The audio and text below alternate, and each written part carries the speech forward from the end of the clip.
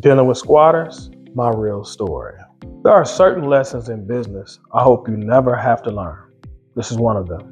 Because, when people talk about Airbnb, they always talk about, oh, the income's good. They talk about the money. They talk about the cash flow, the freedom, the flexibility, and the lifestyle. But it's always somebody is going to ask this question.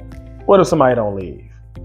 Well, that's what we don't normally talk about, is when we have guests who refuse to leave the property. And I'm not even talking about a bad guest. I'm not talking about a loud guest or even a disrespectful guest. I'm talking about somebody who stops paying and decides they're staying. This lesson exists so that you don't panic if this ever happens to you. More importantly, I want you to prevent it before it ever starts. So here's how it normally starts. They start off as a normal tenant. Let me tell you exactly how the situation began. So I had a tenant living in one of my apartments, and at first everything was normal. Rent was being paid on time, communication was fine, no red flags. But as time began, things slowly took a change. Rent started coming in late, then partial payments, then here come the excuses to why, and then inevitably silence. Eventually the payment stopped coming in completely. When I asked him to leave, he didn't. That's when I realized that I wasn't dealing with a guest anymore. I was dealing with a legal issue. So this problem was known as squatting, y'all, okay? This is where I need you to listen carefully. When rent stopped coming in, I made a decision, and it was out of frustration. I allowed the electricity bill to lapse. If they ain't had the money, all right? So I assumed that if they're not paying the rent, then they shouldn't have utilities. It made logical sense in my mind, right? But that assumption was completely wrong, and it was illegal. And, when you shut the utilities off as a landlord, that's considered self-help eviction, and tenants can actually use it against you in court. I had to learn that through research. And in that moment, ultimately, I weakened my own position. So that emotion definitely could have cost me leverage. So it's something for you to think about, because I know it's one of our first things to do when we have a squatter. Here's where things took a turn. I drove my car by the apartment. I noticed something strange. The lights are still on. I'm like, I know I ain't paid the power bill, so how is the light still on? So I called the electric company to find out what was going on. And what I learned really shocked me. When the account lapsed, the electricity reverted back to the apartment complex master account. Therefore, they were still getting free electricity, and the complex didn't disconnect it. So that was interesting. So now, not only was I not getting rent, I didn't have no leverage with the electricity. That didn't work. And a tenant who wasn't leaving, I was dealing with that. So eventually I started to take action. My lease in one hand and a power drill in the other. I planned to change the locks. So when I got to the door, I discovered something unbelievable. They had already changed the locks.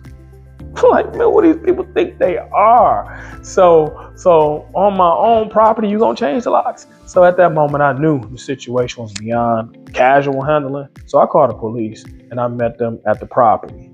So here's the real shock and reveal of what happened when the police got there. So when they arrived, we gained access and we discovered something. The original tenant wasn't even there anymore. He had moved out months earlier.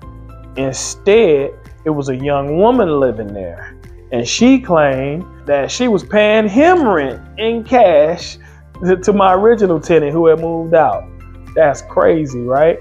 So, but here's where she couldn't prove it. She couldn't provide a lease, because I had the lease. She couldn't prove any proof of payment, so that was good. She didn't have a rental agreement. She didn't have any document tying her to the unit. So the officer asked her the most important question of the night. Do you have any mail with this address? Really, the police were trying to help her out.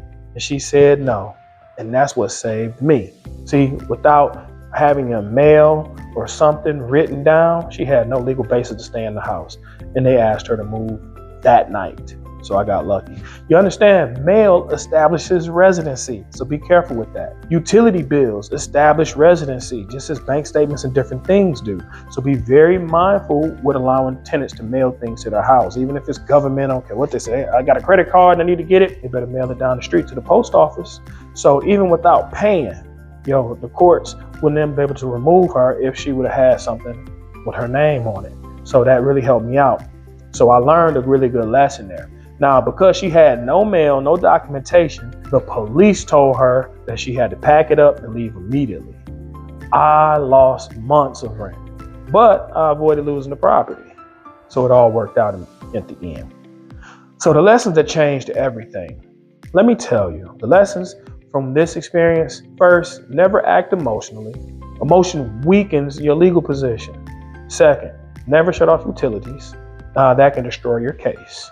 Third, never allow mail delivery to your property. Okay? Never. Mail equates to residency. The fourth thing, documentation is power. Lease, contracts, screenings, all those things protect you in the end. This experience cost me more than money, but it kept the knowledge that I gained. It was priceless. The knowledge was so imperative, y'all. So in the next lesson, I'm going to show you exactly how I structured my lessons, how I did my rules after that, and how I stopped that from happening again. So prevention is always cheaper than eviction. Remember that. I'll see you next in week 4.